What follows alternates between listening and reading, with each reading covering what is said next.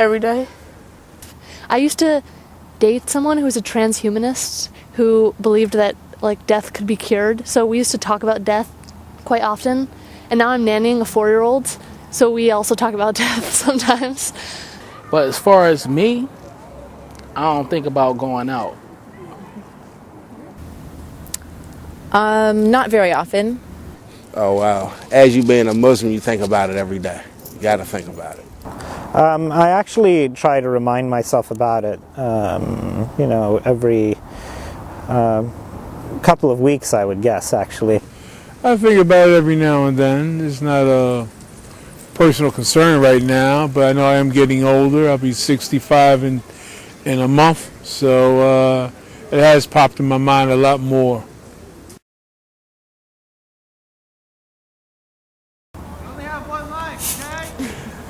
Thinking about death.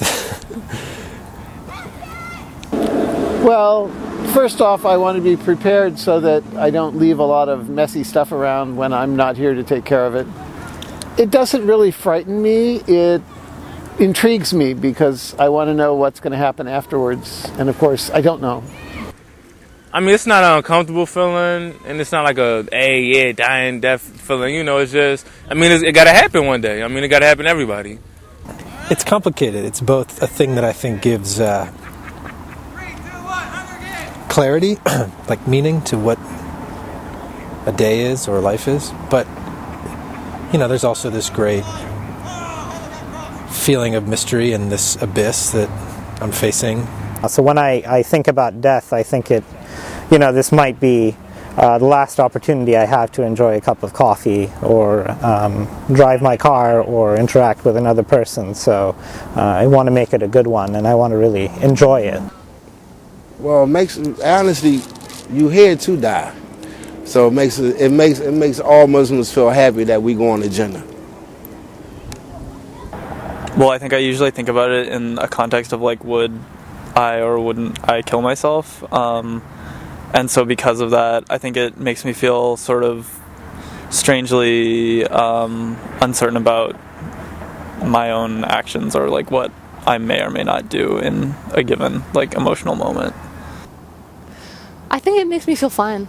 I feel pretty resolved and comfortable with the fact that I will die. Curious and sad. Part of me thinks that, or maybe I want to believe that the spirit lives on. I don't believe in heaven, I don't believe in hell. Yeah, I go back and forth, but I'm not a religious person, and that's sometimes hard. Sometimes it's hard for me to relate to people that do have a strong faith. Some days I think I wouldn't mind coming back as a dog. I have one. I know she gets well treated. If you're a lucky dog that lives in a good house and has people who feed you and take care of you, that sounds fine to me. I could go for that. We go before God. We get judged on what we did here, right or wrong. I think a lot about not having to breathe anymore, like being underwater and drowning and no longer having that constant need to sort of replenish and take in and consume, and what it would mean to be freed from that. I think dying is like the times that you go to sleep and you don't have a dream or you don't remember your dream, you just kind of close your eyes and then open them again and you're awake. I think dying is like that happens but you never open your eyes again. So I just imagine it being all black after you die. I haven't really given it much thought. I usually think that people live on throughout different spirits, or I believe in ghosts, so I believe they have their spirit all around you. Nothing at all. We just turn into dirt.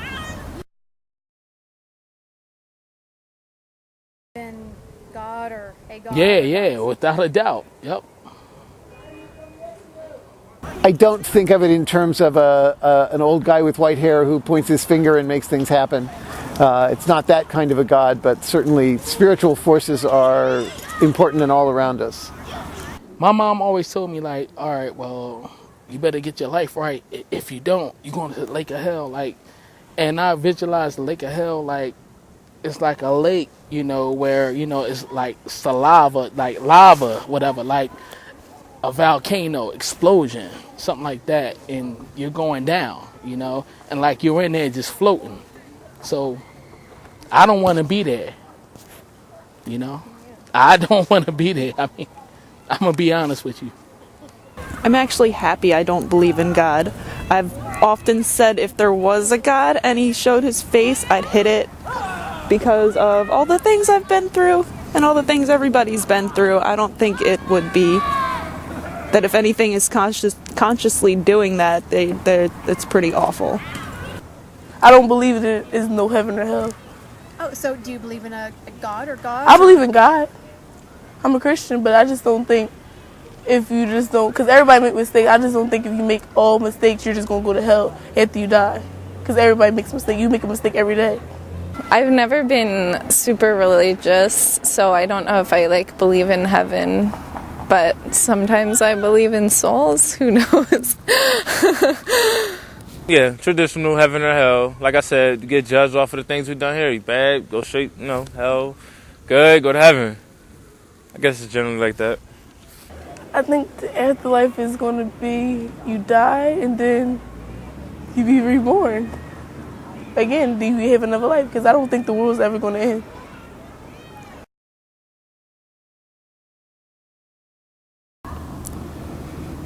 I believe it was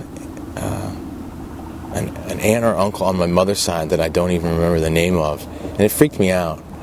It was an open casket viewing or wake the night before the funeral, and it spooked me out, to see a dead body just laying there, and to really get there is an obvious difference when you see what used to be a person, their body, versus someone who's asleep or unconscious, they're not even close. The first funeral I attended was my great-grandmom. I think I was a young teenager, maybe 13. I remember feeling pretty awful because I didn't know her well enough, and so I missed her, and I knew that I had missed something important in my family because she was so much older. She was actually born on a slave plantation, so there was a lot of history there that I could have learned about that I didn't, and I knew that even as a young child and was really regretful of it. I attended my first funeral when I was in high school, which was the funeral of a friend who had shot himself.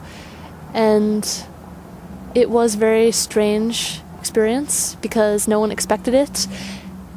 And also around that time, a lot of people my age were dying. So it was like I had never been to a funeral before, and all of a sudden I was going to a lot.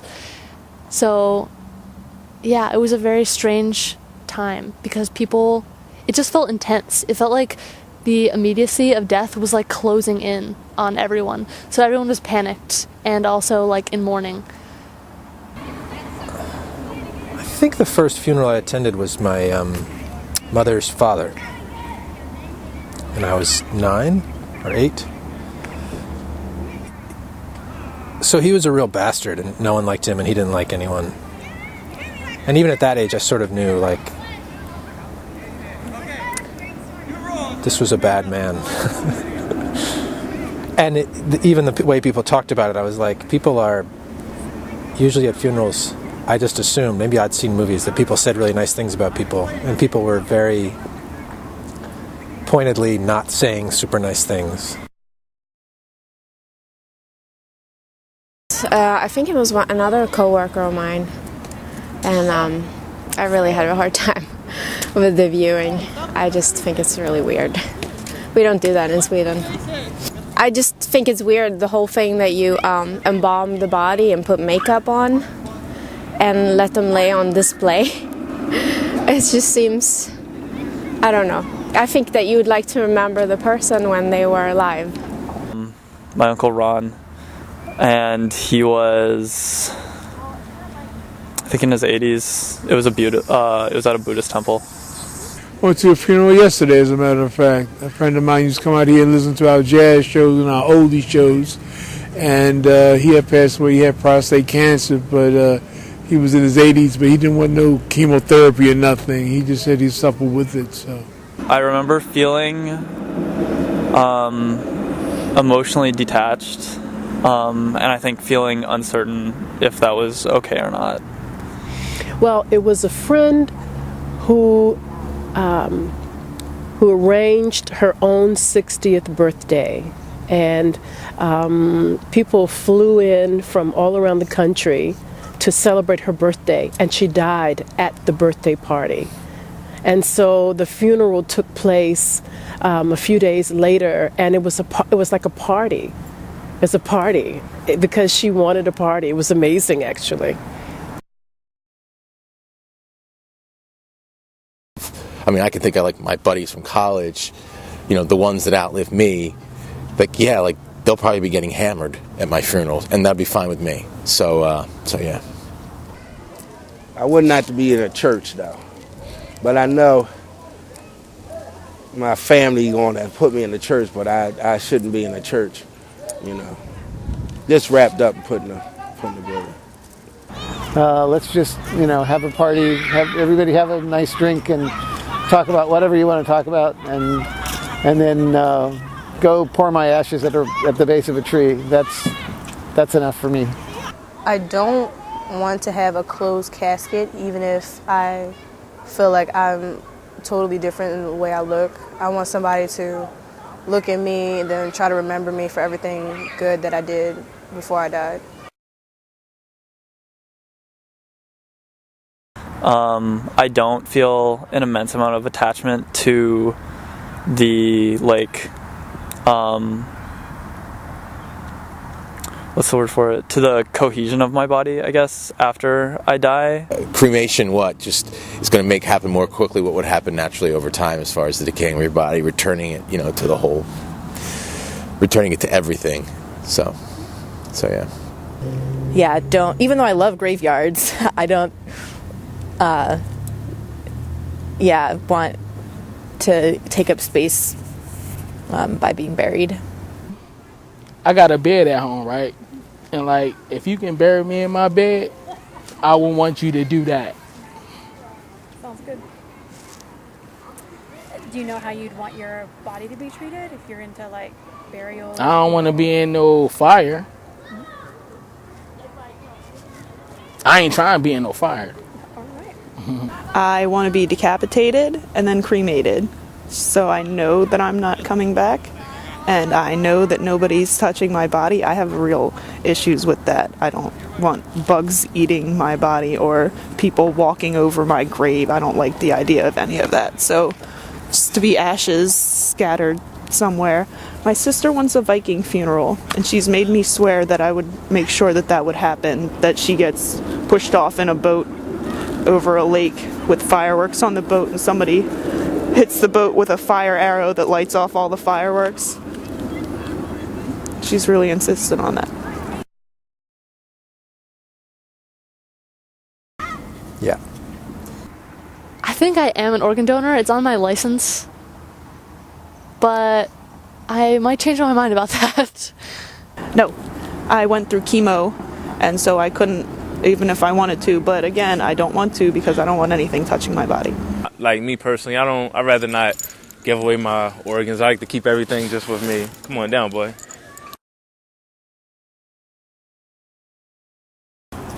I would regret not having graded the papers that I had to grade for my students this week. I would regret not having kids or forgiving the people that hurt me. I think I would regret not being in a meaningful relationship with someone. Rectifying certain societal injustices, which is not anything one person can accomplish, but it's something I'd like to see more of happen before I die. My son is in prison right now. I would regret not seeing him again. Going to Mecca. Going to Mecca.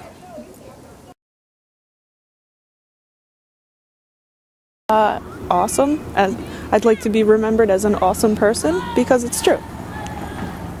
Well, I hope people remember me as a person who loved animals and people and who cared enough about the world around him to try to make it better.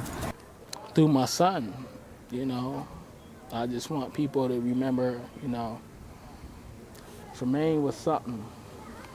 I was something. I would love for my legacy to be, and I'm not there yet, but someone who made a significant difference in the field of mental health, and specifically suicide awareness and the reduction of the rate at which people kill themselves. As a kind-hearted person, because I actually go out and feed the homeless with my mom. Yeah, her church is on Girard. We do it every Sunday and Thursday. Wow, I don't know what I want my legacy to be. I don't think I want a legacy.